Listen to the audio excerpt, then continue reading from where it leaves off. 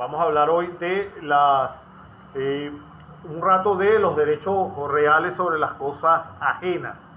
Y entonces, en ese aspecto, podemos dividir a los derechos reales sobre la cosa ajena. Los podemos dividir en derechos reales de disfrute y derechos reales de garantía.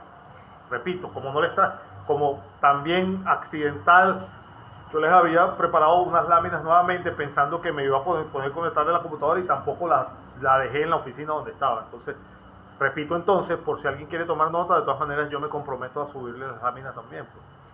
Podemos dividir entonces los derechos reales sobre la cosa ajena en derechos reales de disfrute y derechos reales de garantía. Entre los primeros vamos a tener ¿cuáles? Las servidumbres reales, o también llamadas en otras bibliografías servidumbres prediales. Las servidumbres personales, también vamos a encontrar entre los primeros lo que se conoce como la enfiteusis y también la superficie. Y entre los segundos nos vamos a encontrar con la prenda, la hipoteca, que se caracterizan por ser derechos accesorios, no susceptibles de ejercerse en varias ocasiones como principales. Repito, vamos a dividir, para efecto de nuestra materia, los derechos sobre la cosa ajena en derechos reales de disfrute y derechos reales de garantía. Entre los derechos reales de disfrute vamos a tener las servidumbres reales o prediales, como les dije que lo mencionan algunas otras bibliografías, los llaman servidumbres prediales, las pueden encontrar en cualquier libro de esa manera, o servidumbres reales. Las servidumbres personales, la enfiteusis y la superficie. Y entre los derechos reales de garantía nos vamos a conseguir con la prenda, la hipoteca, que se van a caracterizar por ser derechos accesorios, pero en ocasiones no pueden dejar de ser susceptibles de ejercerse como los primeros, como los derechos principales. Entonces, la servidumbre es una restricción a la propiedad por una parte, y por la otra va a ser un derecho sobre la cosa ajena. Bajo la denominación de servidumbre, los romanos reunieron dos clases de desmembramiento de la propiedad. Unas llamadas, como le había enunciado al principio, las servidumbres reales, que consisten en la atribución a un fondo determinado de una parte de las ventajas comprendidas en la propiedad de otro fondo. Entonces, es claro que en esta servidumbre siempre es una persona, la propietaria del fondo dominante, quien va a retirar o a hacerse poseedora de todas las ventajas que pueda procurarle su derecho de servidumbre, sin que estas circunstancias vayan a modificar su carácter, ya que no por esto deviene personal, pues no aprovecha al propietario del fondo dominante más que por mediación del otro fondo, sin el cual no la disfrutaría. La persona del titular actual de la servidumbre no sería indiferente. El derecho en realidad pertenece siempre a el fondo mismo, y cualquiera que sea el propietario. Es por esto que las servidumbres de este género han sido llamadas servidumbres prediales. para señalar que son inherentes al fondo e independientemente de las personas que ejerzan en ese momento dicha servidumbre. Ahora bien, las otras llamadas servidumbres personales van a consistir en qué? En la atribución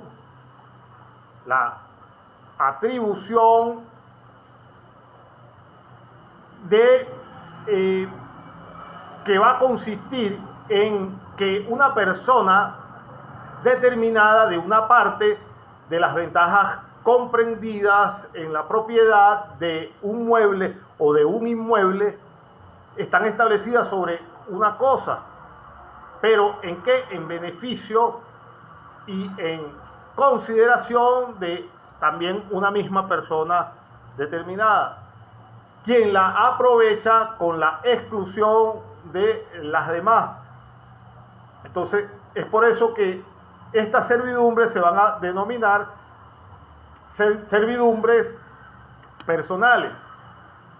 Vuelvo nuevamente al principio para que se comprenda la idea. ¿Me escuchan todavía, no? Yulimar, ¿me escuchas, verdad? Sí, profe. Entonces vuelvo al principio, repito nuevamente, con más calma. La servidumbre, decíamos hace 5 o 6 minutos atrás, va a ser una restricción a la propiedad por parte, o por una parte, podríamos decir, va a ser una restricción a la propiedad por una parte, y por la otra va a ser un derecho sobre ¿qué? Sobre la cosa ajena. Recuerda que estamos hablando de los derechos sobre la cosa ajena. Entonces, bajo la denominación de servidumbre, los romanos reunieron dos clases de desmembramiento de la propiedad. En un fundo lo dividen. Una parte llamada servidumbres reales o prediales, que consisten, estas servidumbres reales o prediales, van a consistir en la atribución a un fondo determinado de una parte de todas las ventajas comprendidas en la propiedad, pero del otro fondo.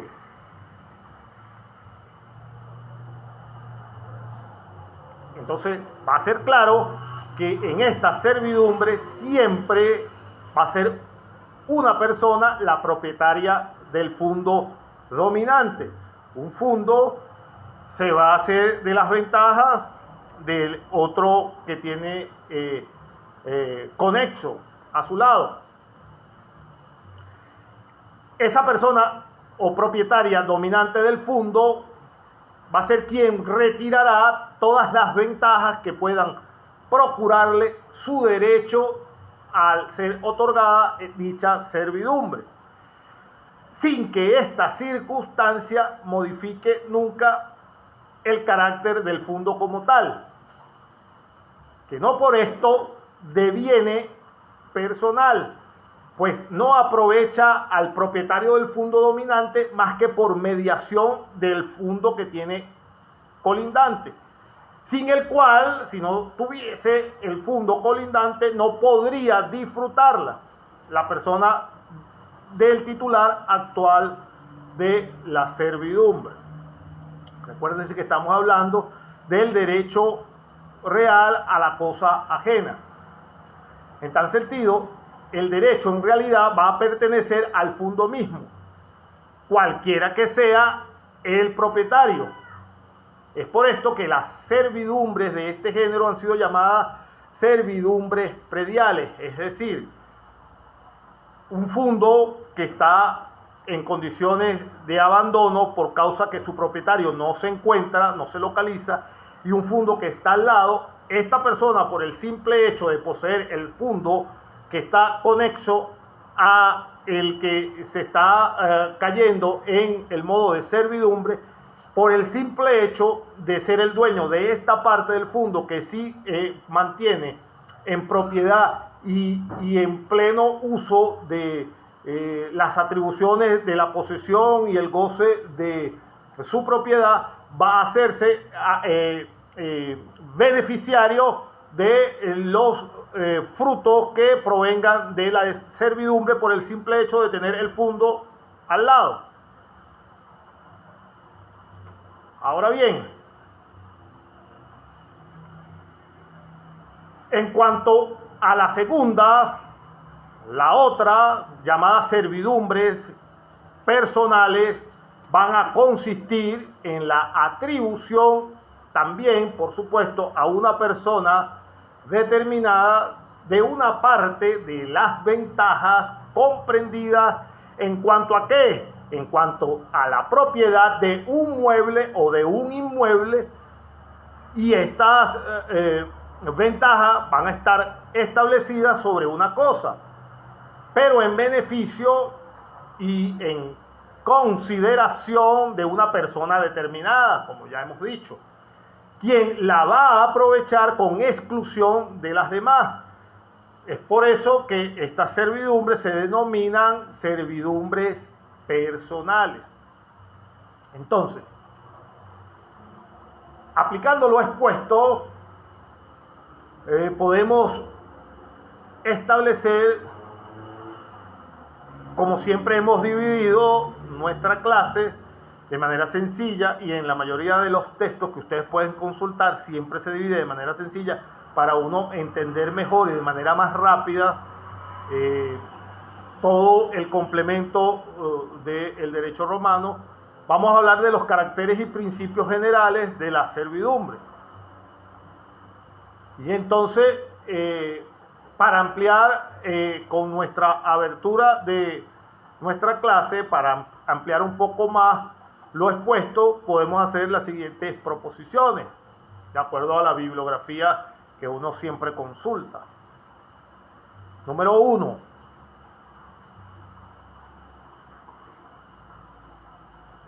Toda servidumbre disminuye el derecho naturalmente absoluto del propietario de la cosa sirviente. De aquí va a emanar dos consecuencias. A saber, ninguno puede tener una servidumbre sobre su propia cosa. Y como segunda consecuencia, la servidumbre no se presupone. El que la reclama debe, por consiguiente, probarla. Repetimos este punto. Entre los caracteres y principios generales de la servidumbre, podemos proponer, o vamos a proponer, de acuerdo a la bibliografía, los siguientes. Número 1. Toda servidumbre disminuye el derecho naturalmente absoluto de su propietario. ¿Propietario de qué? De la cosa sirviente. Entonces, de este punto, de que toda servidumbre va a disminuir el derecho natural del propietario de la cosa que va a ser servida, va a traer dos consecuencias. La primera, ninguno, por supuesto, puede tener servidumbre sobre su propia cosa. Y como segunda consecuencia, la servidumbre no se presupone, ya que el que reclama debe probar dicha servidumbre. Número 2.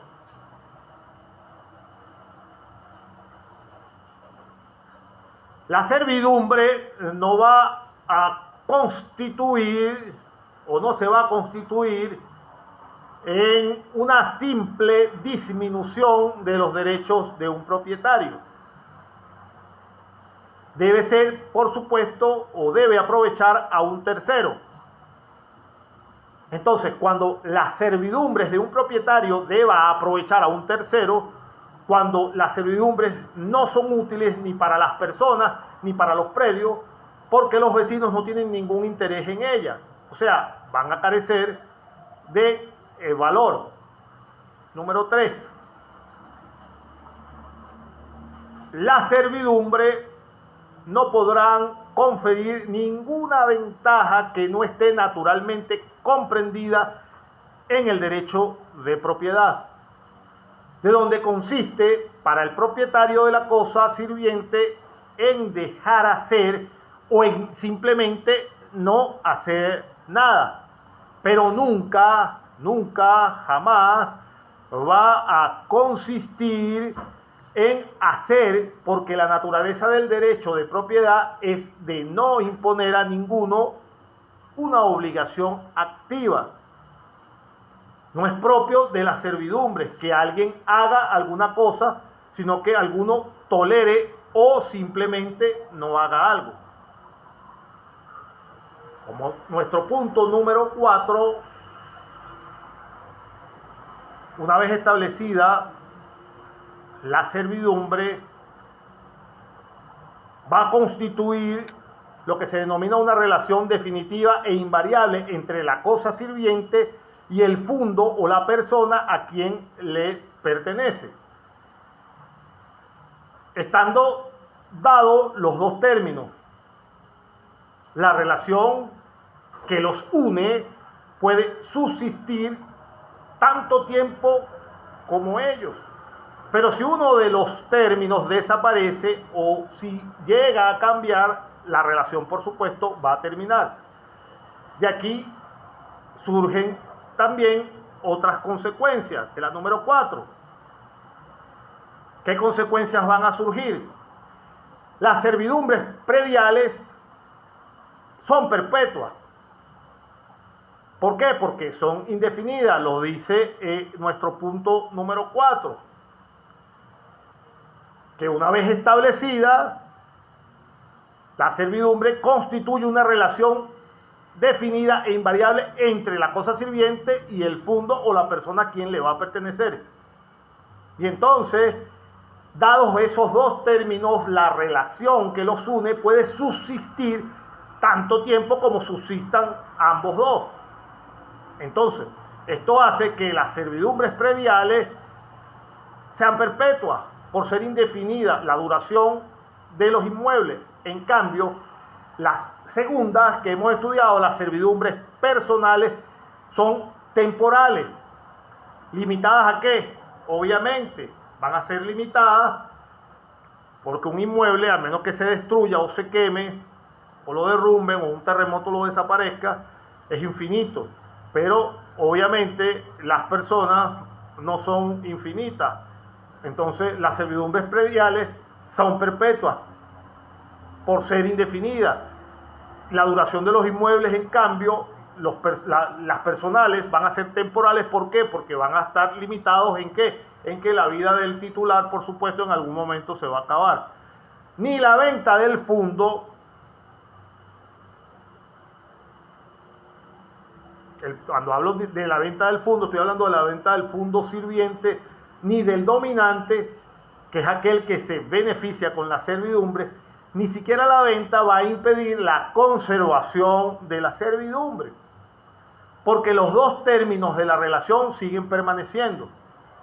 Cuando un fundo sirve a otro fundo, la servidumbre que entre ellos va a existir se va a mantener, aun cuando cualquiera de los dos fundos sea vendido.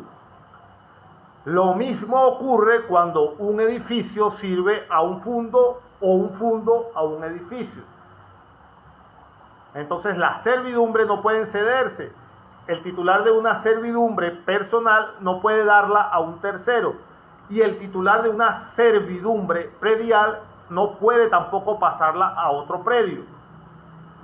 De donde resulta que no hay ningún tipo de posibilidad de establecer una servidumbre sobre otra servidumbre. Pregunta: ¿hasta ahora se me está escuchando? ¿Se entiende de lo que estoy hablando o estoy hablando solo con sus nombres rotulados en sus imágenes? ¿Tú se está escuchando, profe? Sí, se escucha, se escucha. Ah, Se escucha, profe, se Sí, se entiende. escucha, gracias, muy amable por su generosa atención. Cambio mi video para